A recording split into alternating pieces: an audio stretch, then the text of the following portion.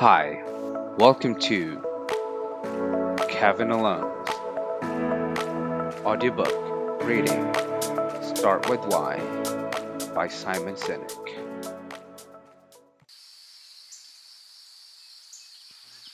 Part 3.4.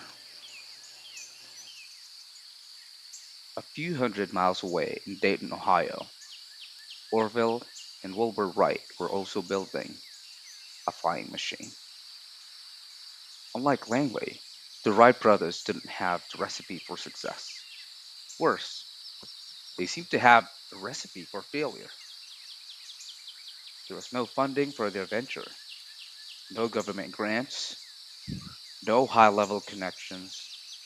The Wright brothers funded their dream with the proceeds from their bicycle shop. Not a single person working on the team, including Orville and Wilbur, had a college education. Some did not even finish high school.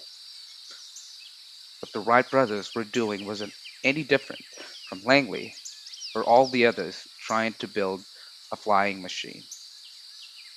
But the Wright brothers did have something very special. They had a dream. They knew why it was important to build this thing. They believed that if they could figure out this flying machine, it would change the world.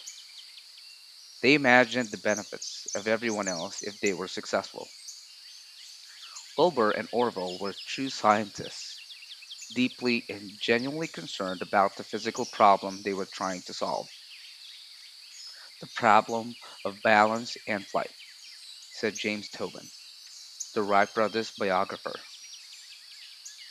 Langley, on the other hand, was consumed with acquiring the level of prestige of his associates, like Alexander Graham Bell, fame that he knew would come only with a major scientific breakthrough. Langley, Tobin said, did not have the right passion for flight, but rather was looking for achievement. Orville and Wilbur preached what they believed and inspired others in the community to join them in their cause. The proof of their commitment was self evident. With failure after failure, most would have given up, but not the Wright brothers team. The team was so inspired that no matter how many setbacks they suffered, they would show up for more. Every time the Wright brothers went out to make a test flight, so the stories go, they would take 5 sets of parts with them because they knew that's how many times they were likely to fail before deciding to come home for the day. Then it happened. On December 17, 1903, on a field in Kitty Hawk, North Carolina, the Wright brothers took to the sky. A 59-second flight at an altitude of 120 feet at the speed of a jog was all it took to usher in the new technology that would change the world. Remarkable as the achievement was, it went relatively unnoticed. The New York Times was not there to cover the story. Driven by something bigger than fame and glory, the Wright brothers were content to wait to tell the world. They understood its true significance to the world. What Langley and Wright brothers were trying to create was exactly the same. Both were building the same product. Both the Wright brothers and Langley were highly motivated. Both had a strong work ethic. Both had keen scientific minds. What the Wright brothers team had that Langley did wasn't luck. It was inspiration. One was motivated by the prospect of fame and wealth, the other by a belief. The Wright brothers excited the human spirit of those around them. Langley paid for talent to help him get rich and famous. The Wright brothers started with why. Further proof Langley was motivated by what. A few days after Orville and Wilbur took flight, Langley quit. He got out of the business. He could have said, "Oh, that's amazing. I'm going to improve upon their technology." But he didn't. He found the defeat humiliating. His own test flight had landed in the Potomac River, and the newspapers all made fun of him. He cared so much about what others thought of him. He was so preoccupied with becoming famous. He wasn't first, so he simply quit. Innovation happens at the edges. Dream teams are not always so dreamy. When a team of experts comes together, they often work for themselves and not for the good of the whole. This is what happens when companies feel the need to pay mega salaries to get the best talent. Those people are not necessarily showing up because they believe in your why, they're showing up for the money. A classic manipulation. Paying someone a lot of money and asking them to come up with great ideas ensures very little. However, pulling together a team of like minded people and giving them a cause to pursue ensures a greater sense of teamwork and camaraderie. Langley pulled together a dream team and promised them riches. The Wright brothers inspired a group of people to join them in pursuit of something bigger than each member of the team.